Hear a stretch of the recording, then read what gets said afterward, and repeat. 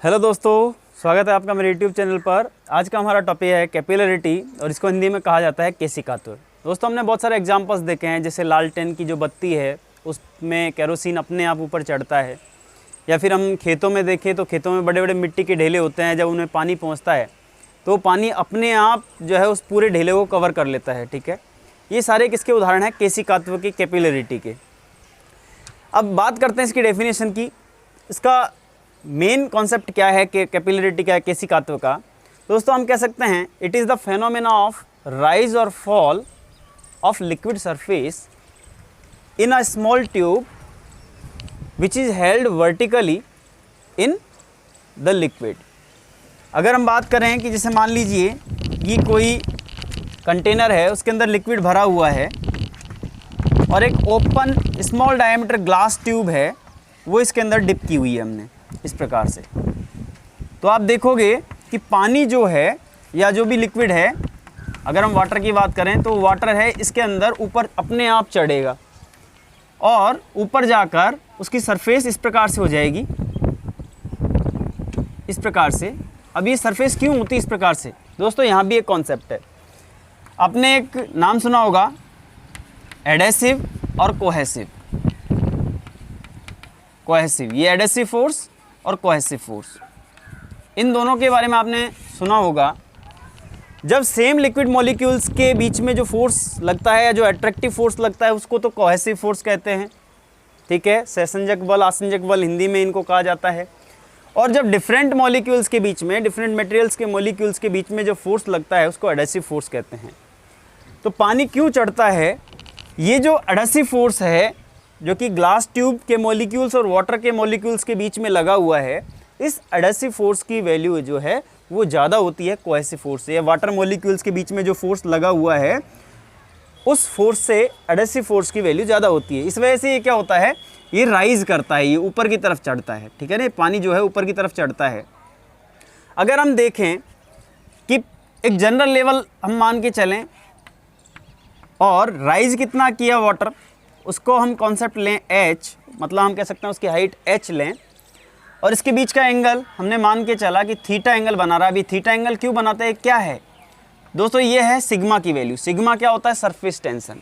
ठीक है ना, और सरफेस टेंशन हमने देखा है किसी भी सरफेस के ऊपर या लिक्विड सरफेस के ऊपर एक टेंसाइल फोर्स डेवलप होता है जब वो जो सरफेस है लिक्विड की, वो किसके कांटेक्ट में हो, या तो गैस के कांटेक्ट में हो या ऐसे लिक्विड के कांटेक्ट में हो जो इमिसिबल हो या फिर जो कि अघुलनशील हो। तो यहाँ पर कौन सी सरफेस है?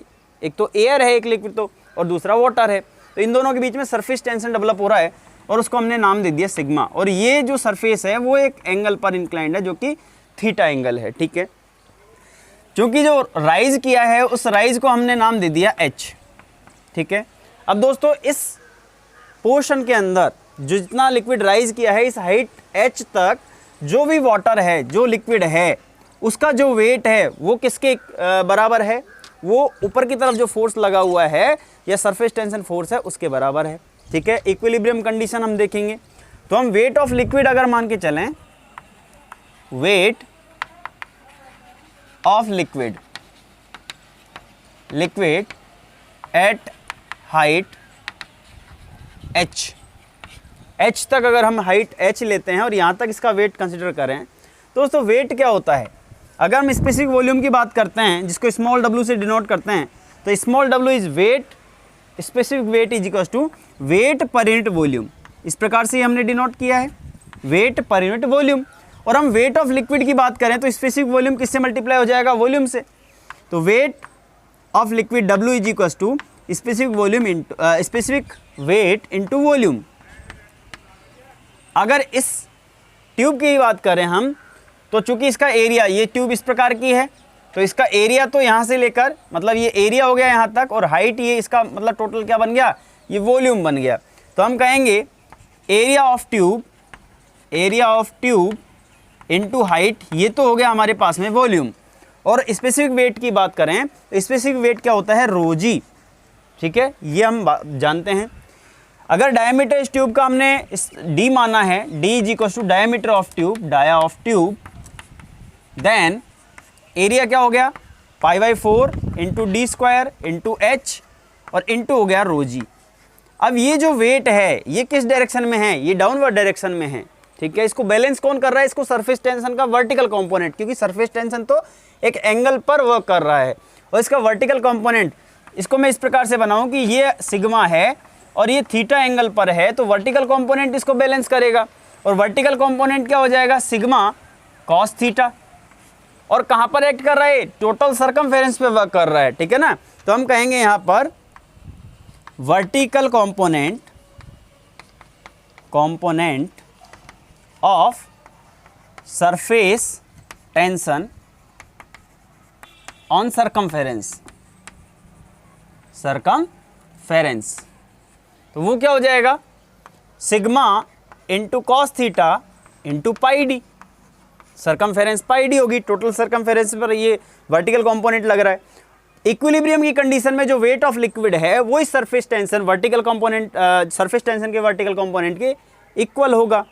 तो जब भी हम इसकी बात करेंगे इन इक्विलिब्रियम कंडीशन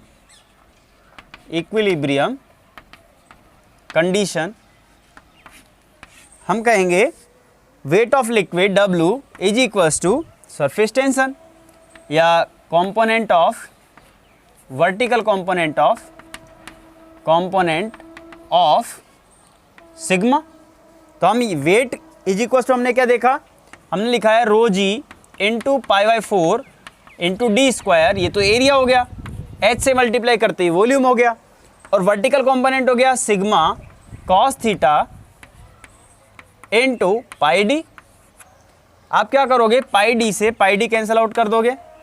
अगर हम h की वैल्यू लें, जो हाइट है, राइज कितना हुआ है वाटर, ठीक है, h इज इक्वल्स टू, तो आप क्या लिखोगे 4, इधर चला जाएगा 4 सिग्मा कॉस थीटा, और नीचे क्या बच गया, ये नीचे आ जाएगा रो जी इंटू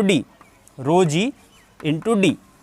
तो दोस्तों अगर हम कैपिलरिटी राइज की बात करते हैं, कैपिलरी राइज की बात करते हैं, तो जो हाइट निकल कर आएगी that is 4 sigma cos theta upon rho G D, ठीक है। और इसको क्या बोलते हैं, एक्सप्रेशन फॉर कैपिलरी राइज, ठीक है ना। कैपिलरी राइज की बात कर रहे हैं हमने क्या किया, एक स्मॉल डायमीटर ट्यूब है वो वर्टिकली इंसर्ट की है, जिसके दोनों एंड्स हैं ओपन है एटमॉस्फेयर में, ठीक है। जैसे ही हमने डिप की वाटर के अंदर, तो वाटर है ऑटोमेटिकली राइज करेगा एक हाइट तक, उसको हमने कह दिया h, ठीक है। और चूंकि यहाँ पर देखिए जो वेट ऑफ लिक्विड है वो डाउनवर्ड डायरेक्शन में वर्क कर रहा है, इसको इक्वल करने के लिए, इसको इक्विलिब्रियम कंडीशन में स्टेट करने के लिए सरफेस टेंशन सिग्मा अप्लाई हो रहा है, और सिग्मा जो है एक थीटा एंगल पर लगा हुआ है यहाँ पर, ठीक है। और एलोंग द सरकमफेरेंस इसका वर्टिकल कंपोनेंट इसको बैलेंस करेगा, ठीक है। और चूंकि इक्विलिब्रियम कंडीशन हमने मानी है, तो बैलेंस जो होगा वो W is equal to weight of liquid is equal to vertical component of sigma, इन दोनों को इक्वल करेंगे तो हमारे पास में h की वैल्यू निकल कर आएगी।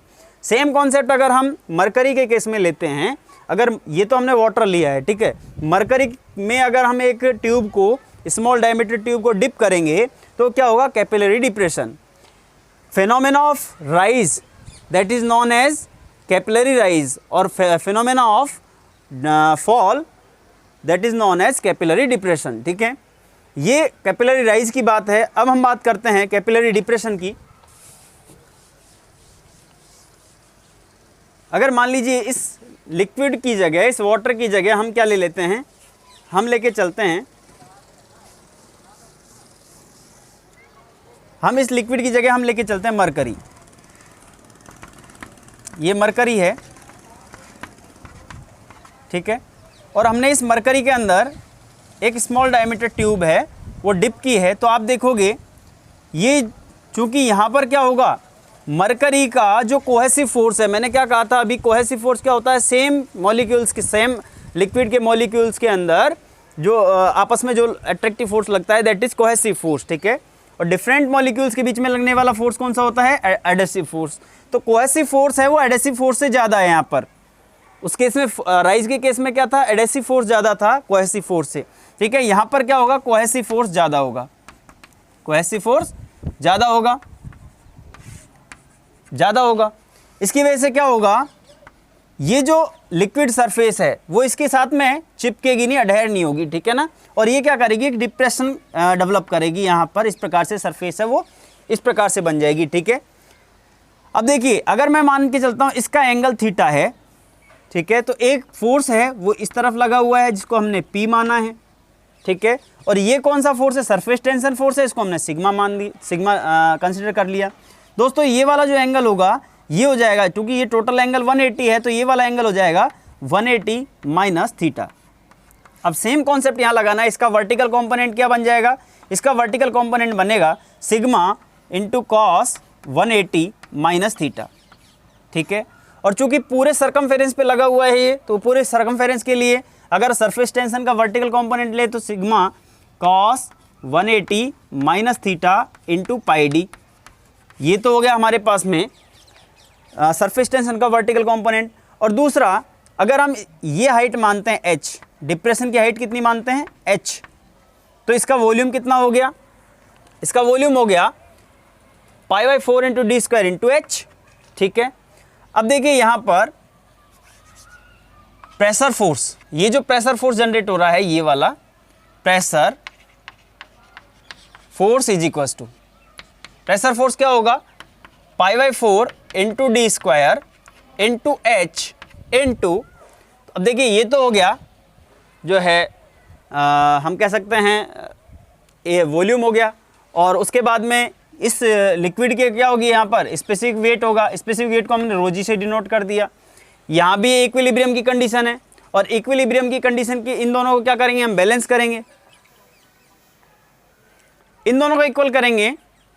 तो देखो जो है ये प्रेशर फोर्स जो है वो कौन सा प्रेशर फोर्स है, वो है hydrostatic pressure force, hydrostatic pressure force, ठीक है। और ये किसके बराबर होता है, प्रेशर इंटेंसिटी के, प्रेशर इंटेंसिटी के बराबर होता है, ठीक है। इक्विलिब्रियम की कंडीशन में हम क्या करेंगे, इन दोनों को इक्वल कर देंगे, π/4 into D square into ρgh, ये प्रेशर इंटेंसिटी होगी, is equal to sigma cos 180 minus theta into pi D. अब दोस्तों cos 180 minus theta trigonometric relation है, इसका मतलब होता है minus cos theta, minus cos theta, ठीक है। तो आप जब इसको देखोगे पाई डी से पाई डी काट दोगे आप, हमारे पास में बचेगा यहाँ पर ρgh into D upon 4 is equal to sigma minus sigma cos theta, ठीक है। हमको निकालना है h is equal to minus sigma, ये 4 आ जाएगा, -4 sigma cos theta upon ρgd, ठीक है। अब चूंकि ये माइनस साइन ये हम पर डिपेंड करता है, हम इसको यहाँ पर यूज करते हैं, इसका मतलब है ये क्या है, डिप्रेशन, ये क्या है, डिप्रेशन, कैपिलरी डिप्रेशन, ठीक है, या पे कैपिलरी फॉल, ठीक है ना।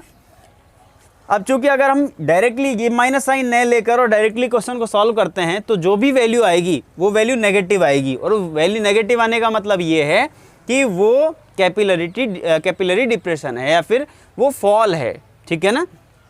तो दोनों का फॉर्मूला, कैपिलरी राइज और कैपिलरी डिप्रेशन, फॉर्मूला एक ही होता है, लेकिन डिफरेंस क्या है कि जो फॉल का फॉर्मूला है, डिप्रेशन का फॉर्मूला है, उसमें माइनस साइन आता है, इसका मतलब है वो कैपिलरी डिप्रेशन है, ठीक है। दोस्तों मैं समझता हूँ कैपिलरी राइज और कैपिलरी डिप्रेशन दोनों आपको समझ में आए होंगे, केसी कात्व का जो है कॉन्सेप्ट आपको समझ में आया होगा। अगर वीडियो आपको अच्छा लगा हो तो प्लीज़ वीडियो को लाइक कीजिए, शेयर कीजिए और चैनल को सब्सक्राइब कीजिए। बहुत बहुत धन्यवाद।